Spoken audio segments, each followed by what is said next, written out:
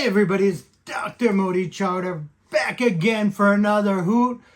It's been probably over 400 and so many days.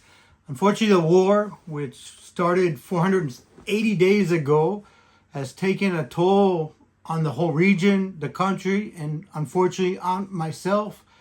I don't want to get in politics because I hate politics. That's not what I want to deal with in this channel and not in my life.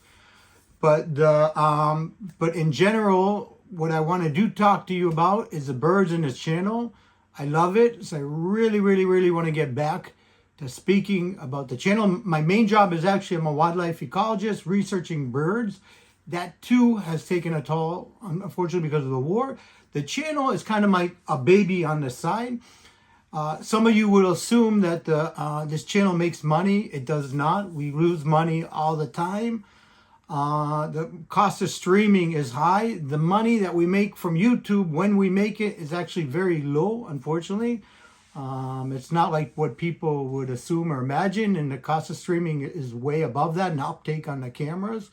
But I do, regardless, I love this channel because for me, I love the owls, I love the birds, I love the animals, and that's what I chose to do as a profession and dedicate my life to it. So I like the fact that I can share this through the cameras to the world. And hopefully now I'll do a better job trying to help explain some of the things we get to see. I'm a lecturer at a university. I think I know a lot. There's a lot I don't know. But hopefully I can share some of my experiences with these birds with you. And that'll be my main goal, is passing on messages that I think I can help and share with. And one of the main things that we face in these watching nature is that nature is not as we assumed. We always assume that the most aggressive and horrible animals in the world are people. It is true, there's a lot of nasty, mean people in the world that aren't nice, that do horrible things. But within nature, there's also a harshness that we see, that we're brought up and understanding it doesn't exist. The fact that you have predators that eat other animals, in fact, is harsh. A barn owl eats cute rodents. The rodents are cute. Some of the rodents can be pets, but that's the way nature works. One of the most difficult things watching, let's say, barn owls, is that we fall in love with these cute, fluffy owls. Some people think they look like aliens and ugly. I think they're cute. But one of the hardest things with watching them, we always like the smallest one. They hatch, barn owls hatch every 2 days about. And so you have this huge difference in size between the older siblings and the younger siblings. The more siblings you have, the more number of nestlings you have, the larger this difference becomes. And as an outcome, sometimes or frequently, the younger siblings die. This is hard to watch.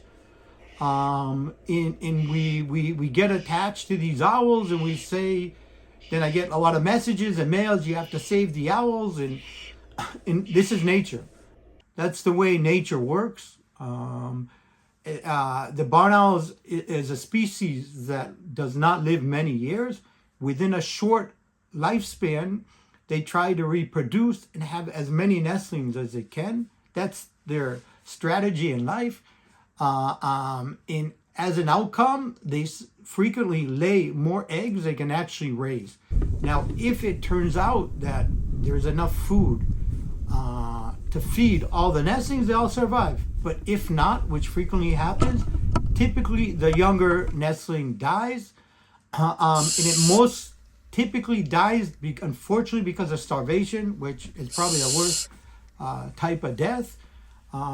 But the nestling died because there's simply not enough food to feed all the nestlings. And the reason why there's not enough food is outside of the box, something that we don't get to see, there's not enough food. So, and that's like one of the things I'll maybe talk a little bit about how it would help to feed the nestlings if I were, or somebody else were to feed, to interfere with nature, which never ends good, because if there's not enough to feed the nestlings outside, when the nestling when it fledges and leaves the box, there's still not enough food. So it'll simply die from starvation after. So this is very hard to see, but the way it works is there's competition between the nestlings. Within that competition, the stronger nestlings eat first, which are typically the larger ones. So one of the reasons why the nestling dies is simply because the larger nestlings dominate the food. And that's one of the reasons why there's a difference in size. If all the nestlings were the same exact size, then they would fight between each other. In the end, because they're similar size, they would spend a lot of time and energy fighting, which could actually hurt many nestlings. But because you have these huge differences in sizes, it does not pay for the smaller nestlings to try to fight with the larger ones because they know they'll lose. So the difference in size helps prevent that competition between the nestlings, which is actually a good thing, because then more nestlings can hopefully survive. So one of the unique differences between when we look at why does this small nestling die is we see a huge difference between the barn owls in, let's say, the U.S., in Florida, like we have the cameras, and also the barn owls in Israel, which have other cameras. So in general, barn owls in Israel, believe it or not, raise more nestlings on average than those in Florida in the U.S. And the reason why is quite simple, is that the barn owls in Israel, their prey are much smaller than the prey in Florida. So barn owls in Israel mainly prey on voles, which weigh 40 to 60 grams, let's say, or house mice, which weigh 14 grams. They're small prey, and the reason why they can raise many nestlings is the barn owls, the way it happens is the beak of the barn owl is not that strong. That's one of the huge differences between diurnal birds of prey and nocturnal. The beak of the barn owl, the mother, the parents, is not that strong, so it's difficult for them to rip apart the prey. That's why barn owls swallow their prey whole. In comparison, let's say a falcon or a buzzard or a eagle is able to break, their beak is much stronger and can easily rip apart prey. So what happens is if the barn owls, they're able to swallow prey quite fast at a very young age, but the prey has to be small. So in Israel, the smaller nestlings are able to swallow prey quite small. So if the parents are able to bring enough small prey, is even the smallest of nestlings can swallow prey. That's why sometimes in Israel, we even have up to maximum I found was 11 nestlings, which is crazy. But there's years, the average number of nestlings in Israel is 5, almost 6 in certain locations, which is way higher than the U.S. In comparison, in the U.S., the main prey are very large. They're huge rats and rabbits. So these larger prey are very difficult to swallow, and only the larger nestlings are able to do this. What happens is once the larger nestling can swallow the prey, and the younger one cannot, they dominate the prey. And this typically happens at a certain age that in order to bring enough food, both parents, they come and they have to hunt. So once both parents have to hunt, the female is no longer there to feed the nestlings. This is typically the period when the nestlings die because there's simply not enough small prey or the mother there to break apart the pieces. So the younger nestlings are not fed anymore, and the older nestlings dominate the food. And you find this when the prey is very large, as it is in Florida, the number of nestlings is way low. Typically, it's 2 or 3 nestlings that survive, and they don't typically, even though sometimes they lay 5 eggs, is not as usual that all 5 will survive, because in order to bring enough food, both parents need to help. In comparison, in Israel, that the prey is very small when the point of 3 weeks or so, when both parents continue to bring food, the prey is small, so the smallest of nestlings are able to swallow it at that point, as long as there's enough food. Even in Israel or in Florida, when there's not enough food, nestlings die anyways. So the size of the prey is important, but it also is dependent of the amount of prey. Another reason why nestlings die is weather. So the weather may be in Florida, a storm, a hurricane, something that prevents the owls from hunting, and it could last 2 or 3 days. In that period of time, the parents are not able to hunt, or they're able to bring less prey, and in that period of time, typically the smaller and weaker nestlings die. Or in Israel and Florida, if there's a heat wave, a huge heat wave that the parents also are not unable to bring less prey, they sometimes also die. So weather can have a huge effect, and it's just a matter of a huge storm or something like that can prevent the parents bringing enough food, and the nestlings die. And we see this also in Israel and also in U.S. And one of the main reasons in general is habitat quality.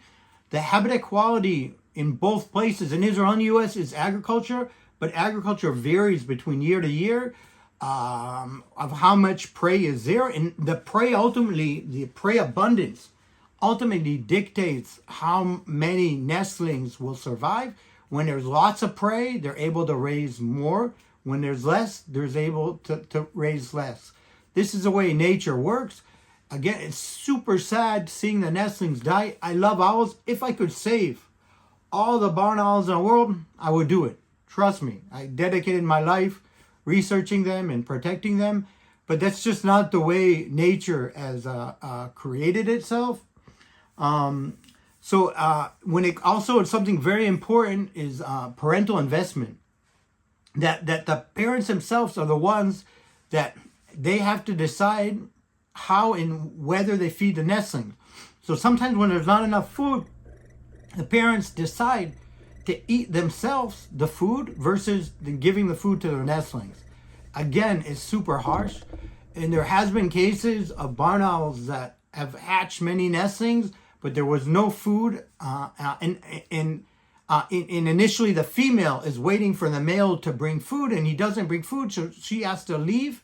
And she decides to feed herself before feeding the nestling because it's a case of survival. And one of the last things that I want to talk about today is, which is the most harsh in realities of watching these barn owls, that once I would say this is rare, but I realize now because of our cameras and because of your participation that you in your timestamps that you watch in a chat and you report things, is one of the main things predation of barn owl nestlings. Who does the most predation of barn owl nestlings? Unfortunately, it's other barn owls.